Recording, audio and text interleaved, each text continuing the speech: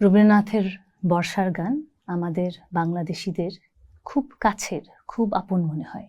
এর এক কারণ হতে পারে পূর্ববঙ্গের আকাশ, নদী, মানুষজন ভীষণ প্রভাব ফেলেছিলেন তার জীবনে। এই জায়গা থেকে সরে যাওয়ার পরেও তিনি বারবার পূর্ববঙ্গকে মনে করতেন। এই মনে করার মধ্যে আমরা পাই অনেক ধরনের বর্ষার গান। আজকে আমরা কিছু বর্ষার গান গাইব এবং এখানে আমরা একটু বোঝার চেষ্টা করব সময়ের সাথে কিভাবে এটা বদলেছে এবং এর নানান ইনফ্লুয়েন্সগুলো হয়তো আমরা বুঝতে পারব।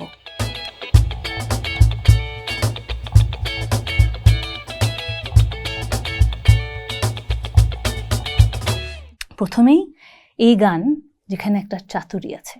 16 বছর বয়সের রবীন্দ্রনাথ বলছেন, পুরনো এক খাতায় তিনি একটা কবিতা খুঁজে পেয়েছেন, নিশ্চয়ই প্রাচীন কোনো কবির। তার বন্ধু অক্ষয়বাবু এটা দেখে বললেন যে হ্যাঁ হ্যাঁ তাই হবে। জীবন স্মৃতিতে তিনি লিখছেন, একদিন তখন খুব মেঘ করিয়াছে, দুপুরবেলা ঘরের মধ্যে বিছানায় উপুর হইয়া স্লেট হাতে করিয়া লিখিলাম শানা গগনে ঘোর ঘন ঘটা। নিজের মনে খুব একটা আনন্দ হইল এবং এর আনন্দের এক উৎস হচ্ছে যে তিনি অক্ষয়বাবুর মতে চণ্ডীদাসের মতো করেই এই কাব্য লিখতে পেরেছেন।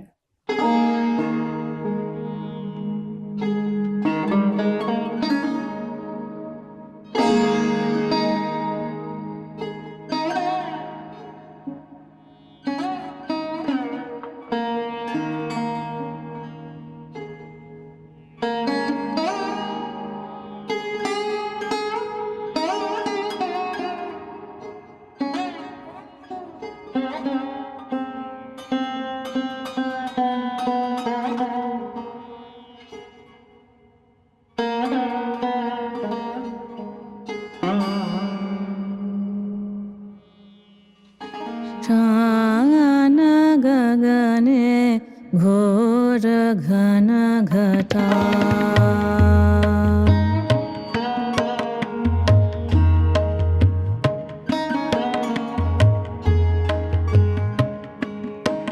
শানা গগনে ঘোর ঘন ঘটা, নিশীথয়ামিনী রে, শানা গগনে ঘোর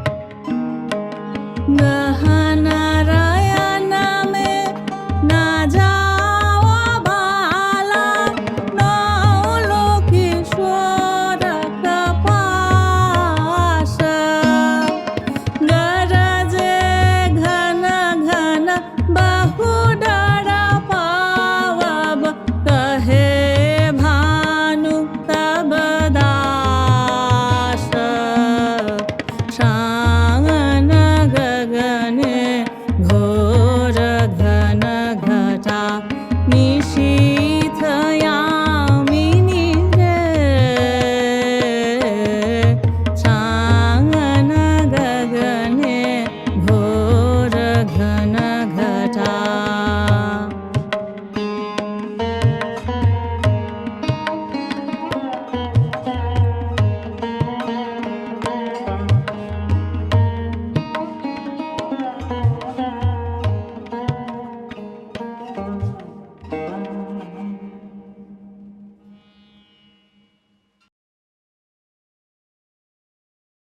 এখন 1911 সাল, 50 বছর বয়সের কবি অচলায়তন নাটকটি লিখছেন এবং সেখানে তিনি বর্ষাকে এক নতুন রূপে হাজির করছেন। এই যে নতুন এক রূপ, এই রূপ কিন্তু আমরা আগে দেখেছি। পূর্ববঙ্গে থাকাকালীন চিঠিতে, ছিন্নপত্রে আমরা এই লেখাটি পাই। তিনি লিখছেন, আকাশের এক প্রান্ত হতে আর এক প্রান্ত পর্যন্ত মেঘ জমে রয়েছে। এই যে আকাশের সুর আর আমার মনের সুর এক হয়ে যাওয়া, এরই নাম মুক্তি। এবং এই মুক্তি যেন আমরা এই গানটাতে পাই, আজ যেমন করে গাইছে আকাশ। যেমন করে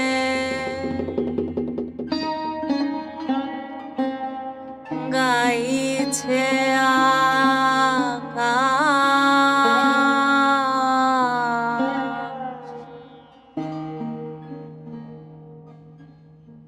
তেমনি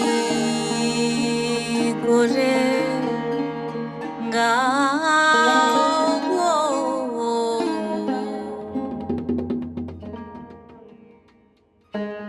আজ যেমন করে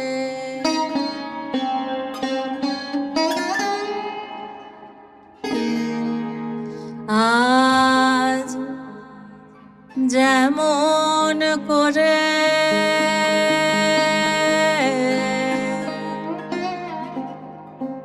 চাইছে আকাশ,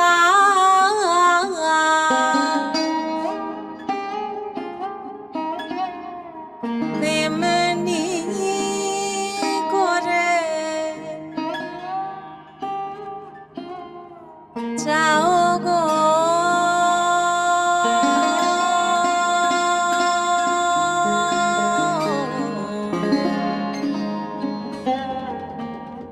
আজ যেমন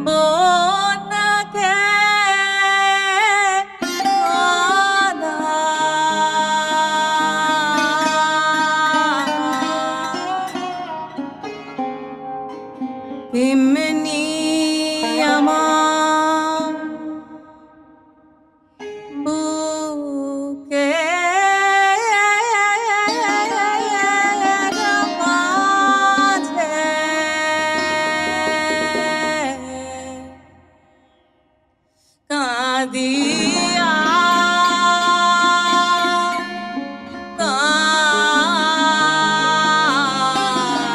কাদাও গো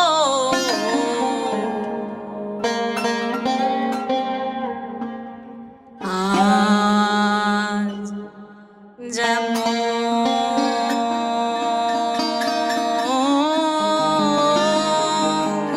করে গাইছে আকাশ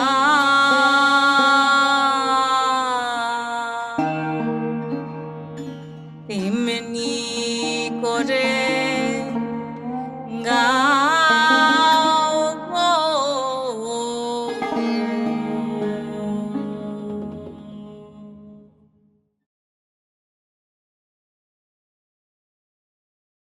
বাষট্টি বছর বয়সের রবীন্দ্রনাথ শান্তিনিকেতনে বসে লিখছেন।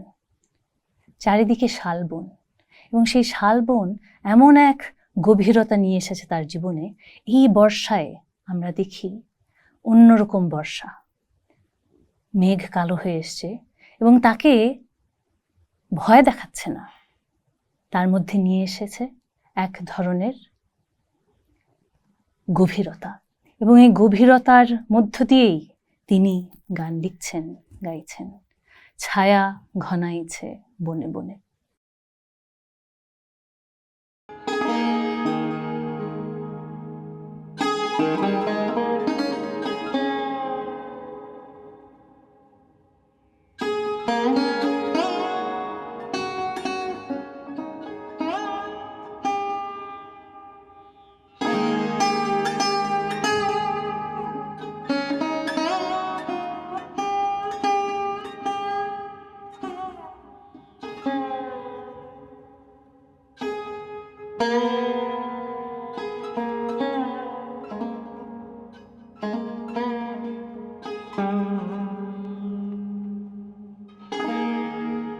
ছায়া ঘনাইছে বনে বনে, গগনে গগনে ডাকে দেয়া।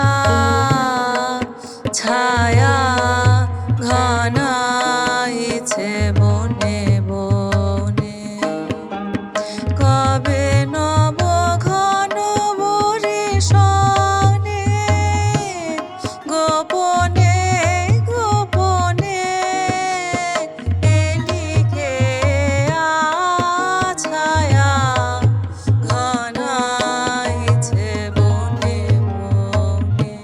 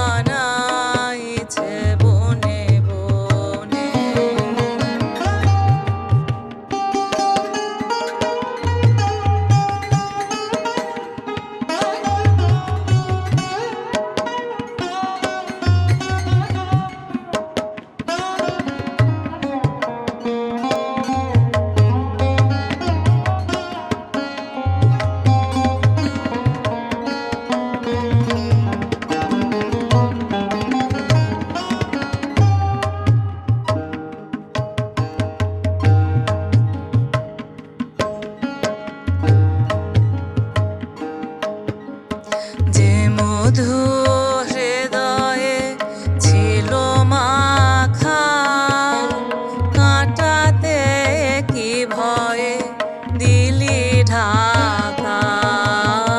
যে মধু হৃদয়ে ছিল মাখা, কাঁটাতে কি ভয়ে দিলি ঢাকা। বুঝিলি যার অভিসারে, মনে মনে দেখা হলো তারে। আড়ালে আড়ালে নেয়া নেয়া আপনায় লুকায়ে, নেয়া নেয়া ছায়া ঘনাইছে বনে বনে। গগনে গগনে ডাকে দেয়া, ছায়া ঘনাইছে বনে বনে।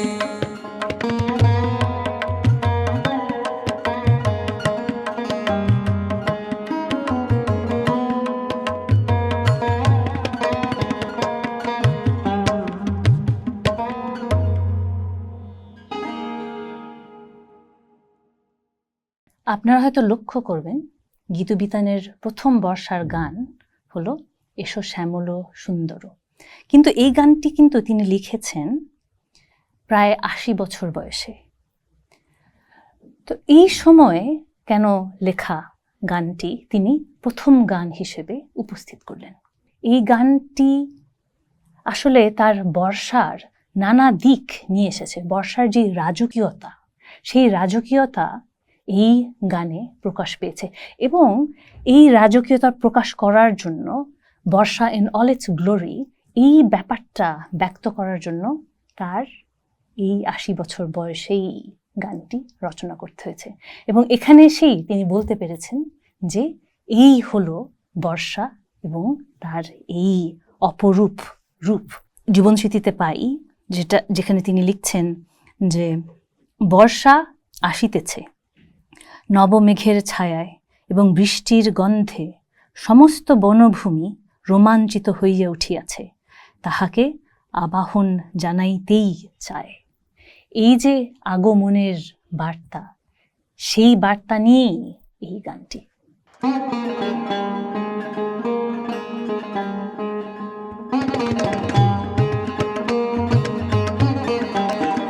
এসো শ্যামল সুন্দর, এসো শ্যামল সুন্দর, আনো তব তাপহরা তৃষাহরা সঙ্গ সুধা। বিরোহিণী চাহিয়া আছে আকাশে শ্যামল সুন্দর, এসো শ্যামল সুন্দর।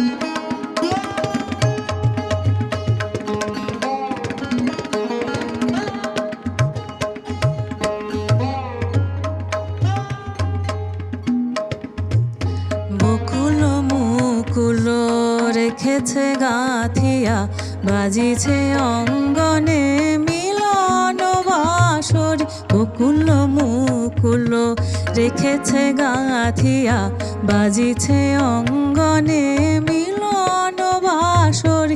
আনো সাথে তোমার মন্দিরা, চঞ্চল নৃত্যের বাজিবে ছন্দেশে, বাজিবে কঙ্কন বাজিবে কিঙ্কিনি, বাজিবে কঙ্কন বাজিবে কিঙ্কিনি। ঝঙ্কারিবে মঞ্জির রুনু রুনু, শ্যামল সুন্দর এসো শ্যামল সুন্দর আনো তব তাপহারা তৃষাহারা সঙ্গ সুধা বিরোহিণী চাহিয়া আছে আকাশে শ্যামল সুন্দর এসো শ্যামল সুন্দর